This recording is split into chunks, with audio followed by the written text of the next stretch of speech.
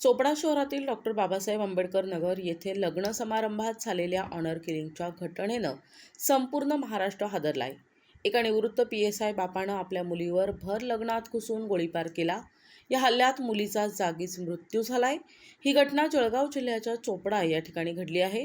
गोळीबाराच्या घटनेनंतर लग्नात वऱ्हाडींनी गोळीबार करणाऱ्या बापावर हल्ला करत त्यालाही गंभीर जखमी केले।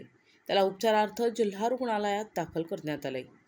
प्रेमविवाह केल्याच्या रागातून चोपडा शहरात ऑनर किलिंगची थरारक घटना घडली आहे। CRPF मधील सेवानिवृत्त PSI किरण मांगले यांनी आपल्या मुलीवर लग्नाच्या कार्यक्रमात बेछूट गोळीबार केला। या गोळीबारात मुलगी तृप्ती मांगले हिचा जागीच मृत्यू झाला असून जावई अविनाश वाघ गंभीर जखमी झालाय। या घटनेनं संपूर्ण जळगाव जिल्हा हादरलाय। मिळालेल्या माहितीनुसार साधारण वर्षभरापूर्वी तृप्तीनं अविनाश वाघ याच्याशी प्रेमविवाह केला होता। विवाहानंतर हे दाम्पत्य पुण्यात राहत होते। अविनाशच्या नातेवाईकांच्या लग्नासाठी दोघंही शनिवारी चोपडा शहरात आले होते। याची माहिती मिळताच किरण मांगले चोपड्यात आले आणि थेट लग्नस्थळी पोहोचत तृप्ती आणि अविनाशवर गोळ्या झाडल्या।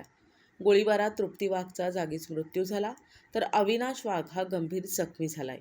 त्याला पुढील उपचारासाठी जिल्हा रुग्णालयात दाखल करण्यात आलंय।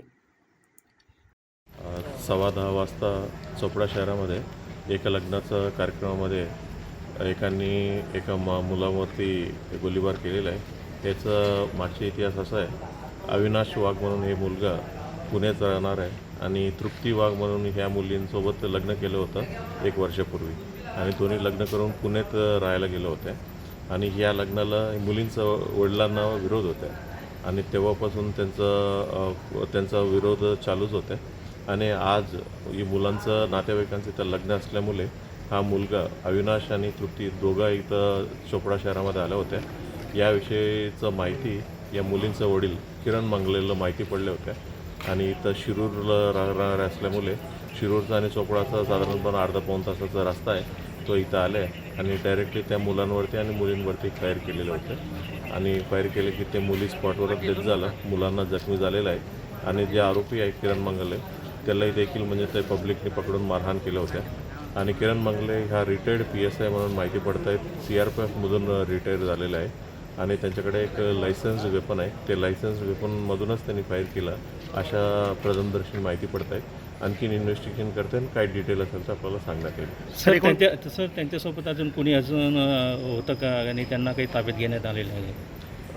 आता फायर केलेल्या ठिकाणी त्यांच्यासोबत कोणी नव्हत्या असं माहिती आहे। म्हणजे अजून कोणी आहे का, कोणी मदत केली का या विषयावर आम्ही तपास करून जरी असून कोणी निष्पन्न झालं त्यांना देखील म्हणजे आम्ही कारवाई करणार आहे, अटकेची कारवाई।